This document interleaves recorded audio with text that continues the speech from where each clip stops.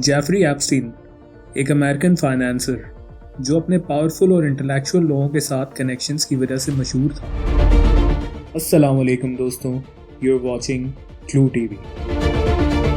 उसे पहली दफ़ा 2008 में सेक्सुअल मिसकंडक्ट के केस में सज़ा हुई, पर वो अपने रिसोर्सेज यूज़ करके जेल से बाहर आने में कामयाब हुआ और 2019 में उसे दोबारा अरेस्ट किया गया फेडरल चार्जेस पर, जिनमें माइनर लड़कियों की सेक्स ट्रैफिकिंग और एक्सप्लॉयटेशन के इल्ज़ामात शामिल थे। ये केस इंटरनेशनल लेवल पर एक बहुत बड़ा स्कैंडल बना क्योंकि इसमें बहुत सारे हाई प्रोफाइल पर्सनैलिटीज़ के नाम थे। गवर्नमेंट ने बाद में इस केस से मुतालिक बहुत सारे डॉक्यूमेंट्स और कोर्ट फाइल्स को पब्लिक किया, जबकि बहुत सारी फाइल्स अभी भी पब्लिश होना बाकी है। उन डॉक्यूमेंट्स पर बहुत लोग पहले ही डिटेल में बात कर चुके हैं, इसलिए आज हम उस पर फोकस नहीं करेंगे। तो आज हम बात करेंगे कुछ उन सवालों पर जिसकी वजह से लोग हैरान और खौफजदा हैं, कुछ ऐसे सवाल जिसने लोगों के दिमागों में हज़ारों सवालों को जन्म दिया, खासतौर पर उसकी डेथ से रिलेटेड कंस्पायरेसी थ्योरीज।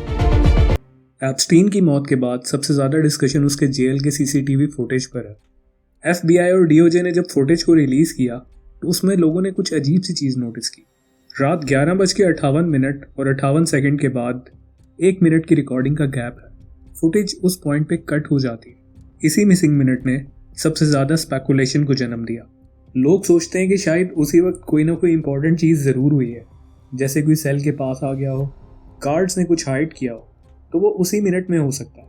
जिस पे अथॉरिटीज़ का कहना है कि प्रिजन के कैमरा सिस्टम हर मिडनाइट के आसपास ऑटोमेटिकली रीसेट होते हैं, इसलिए रिकॉर्डिंग में छोटा सा गैप बहुत नॉर्मल है। लेकिन कुछ सिक्योरिटी एक्सपर्ट्स ने इस एक्सप्लेनेशन को अनयूजुअल बताया।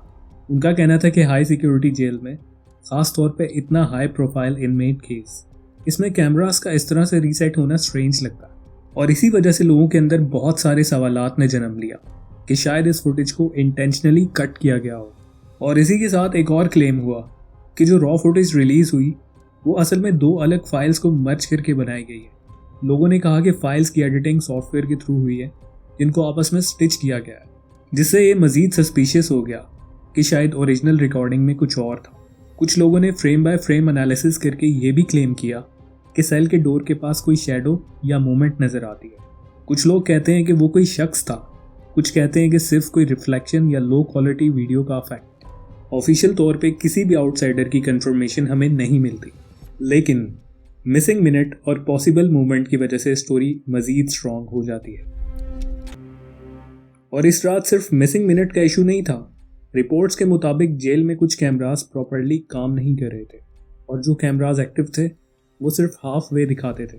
सेल के अंदर का डायरेक्ट व्यू अवेलेबल ही नहीं था। इसके साथ साथ गार्ड्स की परफॉर्मेंस पे भी बहुत सारे सवाल उठे। वेलफेयर चेक्स जो रेगुलर इंटरवल पर होने चाहिए थे, उनके रिकॉर्ड्स में इनकन्सिस्टेंसीज मिली। कुछ एंट्रीज मिसिंग थी, कुछ टाइम स्टैम्प्स गलत थे।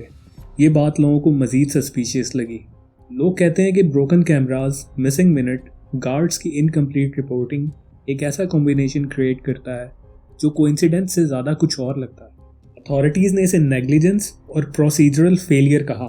दूसरी जगह कंस्पायरेसी सपोर्टर्स कहते हैं कि इतनी सारी गलतियां एक रात में कैसे हो सकती हैं। इसके बाद ऑटोप्सी रिपोर्ट्स में बताया गया कि एप्स्टीन की हायोइड बोन और नेक के कुछ और बोन्स फ्रैक्चर्ड थे। ऑफिशियल मेडिकल एग्जामिनर्स ने डेथ को सुसाइड डिक्लेयर किया, लेकिन कुछ इंडिपेंडेंट फोरेंसिक एक्सपर्ट्स ने इस बात से आर्ग्यू किया। Hyoid fracture typically hanging cases में हर दफ़ा नहीं होता और कुछ के अकॉर्डिंग ऐसे फ्रैक्चर्स दूसरे सिनेरियोज में भी आ सकते हैं। और इसी कंपैरिजन ने एक ऑनलाइन डिबेट को जन्म दिया। लोगों का कहना है कि अगर इंजरीज यूजुअल सुसाइड पैटर्न से डिफरेंट लगती हैं तो शायद ऑफिशियल एक्सप्लेनेशन इनकम्प्लीट हो सकती है। इस सब पे अथॉरिटीज़ ने अपनी रूलिंग को चेंज नहीं किया, लेकिन इंक्वायरी पैटर्न डिस्कशन कंस्पायरेसी का सेंट्रल पॉइंट बन गया। इसके बाद एक और वायरल थ्योरी कि जो बॉडी अक्सर मीडिया में दिखाई जाती है वो एक्चुअल में एप्स्टीन से फुली मैच ही नहीं होती। लोगों ने फेस, शेप, पोस्चर और फीचर्स पे सवाल उठाए। कुछ के मुताबिक वो अपनी उन तस्वीरों में जिंदा लग रहा है, जैसे उसकी आंखों का एंगल या फेशियल एक्सप्रेशंस अनयूजुअल हो। इन सारी बेसिस पे स्पेकुलेशंस हुई कि शायद बॉडी को रिप्लेस किया गया हो या फोटोज स्टेज्ड हों। इस पे अथॉरिटीज़ ने जवाब दिया कि लाइटिंग, कैमरा एंगल और पोस्टमार्टम फिजिकल चेंजेस की वजह से अपीयरेंस डिफरेंट हो सकती है।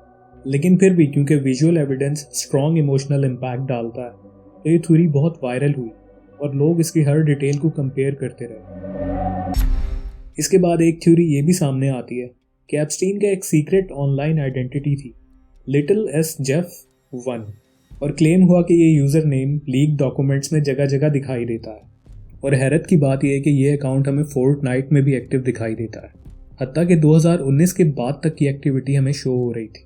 और इससे भी स्पेकुलेशन हुई कि शायद एप्स्टीन जिंदा है और किसी फॉरेन कंट्री में ऑनलाइन गेमिंग अकाउंट्स को यूज़ कर रहा है, जिस पर एपिक गेम्स ने इसको ऑफिशियली क्लैरिफाई किया। उनका कहना था कि लिटिल एस जेफ 1 एक रैंडम प्लेयर था जिसने अपना यूज़र नेम चेंज किया था। कंपनी ने क्लेम किया कि रिकॉर्ड्स में एप्स्टीन से लिंक ना कोई ईमेल और ना कोई अकाउंट मौजूद है। और फोर्टनाइट ट्रैकर्स जिसके सिर्फ करंट यूज़र शो होते हैं, पुरानी हिस्ट्री नहीं, जिसकी वजह से एक कन्फ्यूजन क्रिएट हुई। और ऑफिशियली तौर पे भी इस थ्योरी का कोई प्रूफ नहीं मिलता। और इसके बाद एक वायरल इमेज जिसमें क्लेम किया गया कि एप्स्टीन को तेल अवीव में वॉक करते देखा जा रहा है, जिसको देखने के बाद लोगों ने सोचा कि वो जिंदा है और अभी तक इसराइल में पनाह ले रहा है। लेकिन डिजिटल फोरेंसिक एनालिसिस ने बताया कि वो इमेज AI जनरेटेड थी। इसमें वाटरमार्क साइंस और विजुअल इनकंसिस्टेंसीज थे और हिब्रू साइंस भी प्रॉपर्ली मैच नहीं करते थे। इमेज क्रॉप्ड और डिजिटली मॉडिफाइड थी, लिहाजा फैक्ट चेकिंग के बाद इस तस्वीर को फेक डिक्लेयर कर दिया गया। मगर इस इमेज ने इस कंस्पायरेसी थ्योरी को बहुत फ्यूल दिया, क्योंकि विजुअल क्लेम्स ही इमोशनल रिएक्शन को क्रिएट करते हैं। तो अब हम आते हैं अपने मेन सवाल पे कि इतनी सारी कंस्पायरेसीज बनी क्यों, और उसका जवाब निहायत सिंपल है। इतनी सारी कंस्पायरेसी थ्योरीज इसलिए बनी क्योंकि जब एक ही केस में इतनी सारी चीज़ें हो जाएं, जैसे कि missing minute, broken cameras, guard lapses, inquiry debate और वायरल फेक इमेजेस, ये सब जब एक साथ मिल जाए तो लोग सिंपल एक्सप्लेनेशन एक्सेप्ट नहीं करते। और इंसान का दिमाग नेचुरली पैटर्न्स को कनेक्ट करता है और कोइंसिडेंसेस को सस्पिशियस समझता है। और इसका दूसरा रीज़न है डिस्ट्रस्ट, क्योंकि जब पावरफुल लोग इन्वॉल्व हो तो पब्लिक इजीली बिलीव नहीं करती कि शायद कुछ ना कुछ तो छुपाया जा रहा होगा।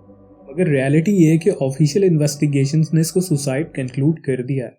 और ऐसे वायरल क्लेम्स जिसमें फोर्टनाइट अकाउंट और इसराइल इमेजेस को डिबंक कर चुके हैं। लेकिन ड्रामेटिक एक्सप्लेनेशन हमेशा सिंपल एक्सप्लेनेशन से ज़्यादा पावरफुल लगती है, जो इन बहुत सारी कंस्पायरेसी थ्योरीज को जन्म देती है।